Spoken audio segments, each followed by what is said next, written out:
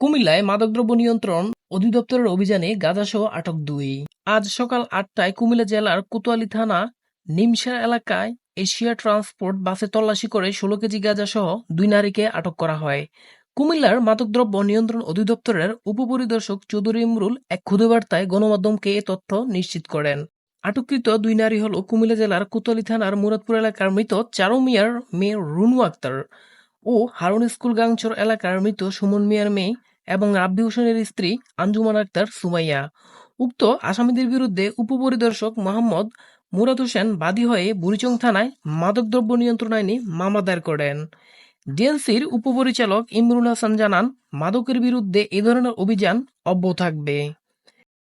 আমার নাম আঞ্জুমান আক্তার সুমাইয়া, আর আমার হাজবেন্ডের নাম রাব্বি হোসেন রানা, আর আমার মেন বাড়ি হলো গাংচর হারুন স্কুল চৌধুরী বাড়ি। আমার নাম রুনা আক্তার, আমার বাড়ি শ্রীবল্লভপুর, পদ্মাবাজার বিশ্ব রোড। আমার স্বামীর নাম মেহেদি হাসান। পদ্মাবাজার বিশ্ব রোড থেকে মাদাইয়া বাজারে নিচে নাচ দিলাম। পদ্মাবাজার বিশ্ব রোডের থেকে মাদাইয়া যাওয়ার সময় বিশ্ব রোডের থেকে মাদাইয়া যাওয়ার সময় মাদক মিলের থেকে ধরা গাঁজা নিয়ে নিউজ নেস্ট কুমিল্লা।